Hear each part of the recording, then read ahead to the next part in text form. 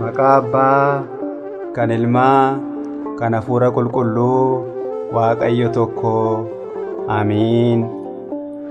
Seenaa Qulqullicha Daawit kutaa 2. Saa'ol Daawitin qabachuuf yeroo hedduu ajjeesuufis yaalaa ture. Loltoota isaa keessaa filatamoo kan ta'an namoota 3,000 fudhachuun isa barbaaduu adeeme. Daawit kana yommuu hubatu Saa'olii fi namoonni isaa halkan sana eessa akka bulan beekuuf gaaddota erge. Achis Daawit namoota isaa keessaa lamaan isaaniitiin, isin keessaa na wajjiniin bakka Saa'ol jiru kan dhaqu eenyu jedhee gaafate. Abisaanis aynan dhaqa jedheen. Abisaan ilma obboleetti Daawit ishee Zuuriyaa jedhamtuuti.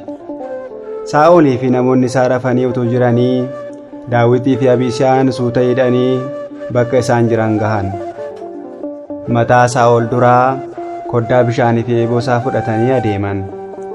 Hunda isaanii hirribni cimaan fudhatee waan tureef namni tokko iyyuu isaan hin argine, hin dhageenyes. Amma Daawitii fi Abisaanis isaan biraa deemanii utuu namni tokko illee isaan hin argin adeemanii tabba tokko irra ba'aniiru. Daawit gaggeessaa loltuu Israa'elitti iyyee, Abneer, gooftaa kee mooticha kan hin eegne maaliif? Ilaali, eeboonii fi koddaan bishaanii isaa eessa jira jedheen. Saa'ol ni dammaqe. Sagalee Daawit ta'uu isaa baree, Daawit si'idhaa jedhee gaafate. Saa'olii fi Abneer gajjallaa sanatti ni argitaa? Daawit, eeyyee mooticha gooftaa koo jedhee Saa'oliif deebise. Daawit deebisee akkas jedhee gaafate, maaliif na qabuuf yaaltaa? Maalan si godhee? Eeboon kee kunooti gooftaa koo, namoota kee keessaa inni tokko dhufee haa fudhatu jedheen. Saa'ol balleesseera, gocha gowwummaa raawwadheera jedhee amane. Kanaan Daawit karaa isaa adeeme. Saa'olis mana isaatti deebi'e. Haa ta'u malee Daawit gaaf tokko Saa'ol na ajjeesuun isaa hin oolu, gara biyya Filisxeemotaatti baqachuun qaba jedhee yaade. Akkuma jedhes ni baqate. Daawit Filisxeemota gowwoomsuudhaan kan isaaniif lolu akka isaanitti fakkaatu godhe. Yeroo xinnoo boodas Filisxeemonni Israa'eloota waraanuuf ba'an. Waraanicha irrattis Saa'olis Yoonaataanis ni ajjeefaman. Kun ta'uu isaatti Daawit baay'isee waan gaddeef akkas jechuudhaan faarfannaa gaarii tokko barreesseera. Obboleessa koo Yoonaataan baay'een siif gadda, ati anaaf michuu gaarii turte. Kana booddee Daawit gara biyya Israa'el magaalaa Kebroonitti deebi'e. Namoota ilma Saa'ol mootii godhachuu barbaadaniif Daawit mootii akka ta'uu barbaadan gidduutti waraanni ka'eera. Booddee garuu namoonni Daawitiif lolan mo'aniiru. Daawit mootii yommuu ta'u umriin isaa waggaa 30 ture. Waggaa 7 walakkaadhaaf Kebroonin bulche. Ijoollee dhiiraa isaa dhalatan keessaa Amnoon, Abesaaloomii fi Adooniyaa jedhamu. Daawitii fi namoonni isaa magaalaa bareedduu Yerusaalem jedhamtu qabachuuf adeemu. Ilmi obboleetti Daawit ishee Zuuriyaa jedhamtu kan ta'e Iyoo'aab dura buutuu waraanichaa ta'eera. Kanaafuu Daawit Iyoo'aab hangafa loltuu isaa akka ta'u gochuudhaan isa muudeera. Amma Daawit magaalaa Yerusaalem irratti bituu jalqabeera. Daawit Yerusaalemitti bulchuu erga jalqabee booda Waaqayyo humni waraana isaa diinota isaanii akka mo'an godhe. Waaqayyo biyya Kana'aan Israa'elootaaf kennuuf isa abdachiise ture. Egaa amma gargaarsa Waaqayyootiin biyya abdachiifaman hunda dhuma irratti kan Daawit ta'aniiru. Daawit mootii gaarii ture, Waaqayyo isa ni jaallata.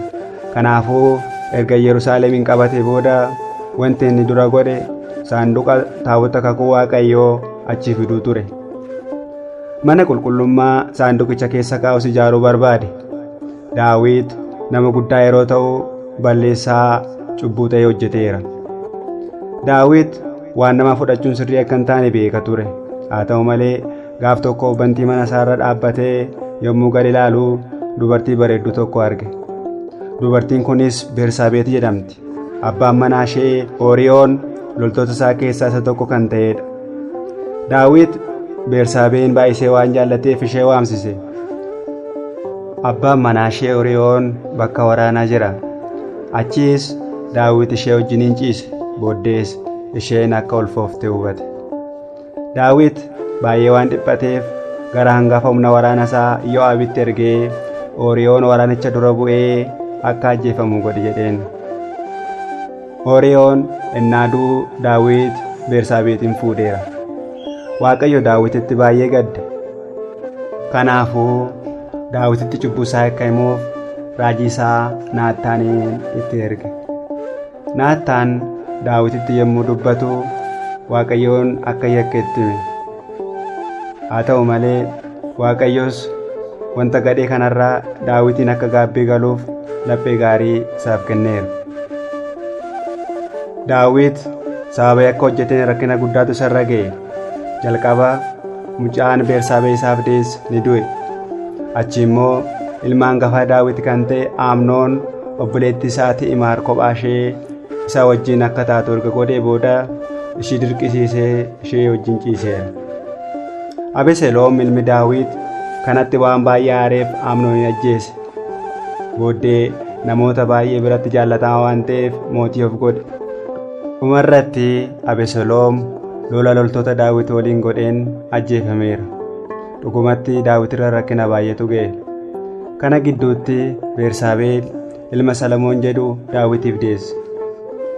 Daawit dulloome yommuu dhukkubsatu ilmi isaa Adooniyaan mootii of gochuuf barbaade. Kanaan Daawit lubni Zaadoq jedhamu tokko Salamoon mootii akka ta'u argisiisuuf mataa isaa irratti zayita akka dhangalaasu godhe. Gooftaan qulqulluu Daawitiin akka laphee koo kan ta'e fedha koo kan raawwatuuf garbicha koo Daawit argi jedhe. Faarfannaa 88 lakkoofsa 19. Kanas yommuu arginu baay'ee ajaa'ibsiifanna. Akka laphee Waaqayyoo ta'uun argamuun akkam fagaachuudha. Maalis nama ajaa'iba. Kanaaf dinqisiifachuutu ta'aaf. Gooftaan itti fufee Daawitiin yeroo tokko qulqullummaa kootiin kakadheera. Gonkumaa hin sossobu jedha. Faarfannaa 88 lakkoofsa 35. Yaa abbaa keenya Daawit, kabajni siif ta'a.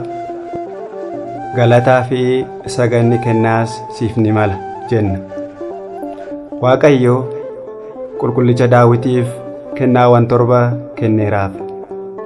Isaanis kennaa raajummaa, kennaa mootummaa, kennaa lubummaa, kennaa faarfannaa yookiis baganaa, kennaa fayyisuu, kennaa mo'ichaa fi kennaa humnaa jedhamee beekama. Kennaawwan Daawitiif kennaman keessaa tokko kennaa faarfannaati.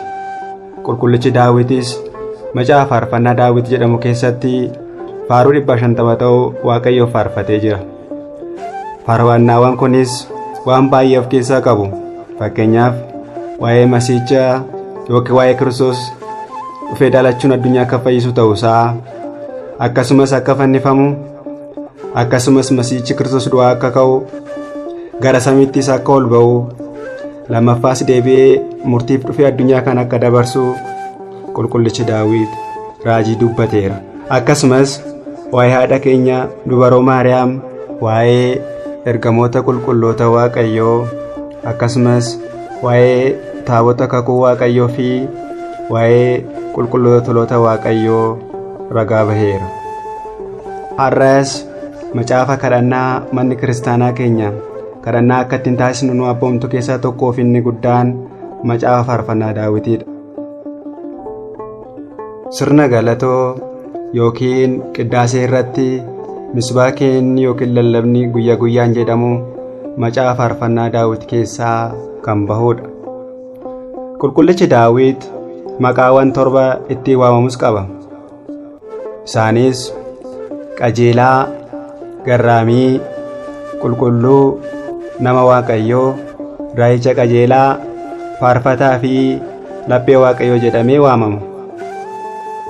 Mootichi Daawit uummata Israa'eliin waggaa 40 qajeelummaan erga bulchee booda umrii isaa waggaa 70ffaatti boqoteera.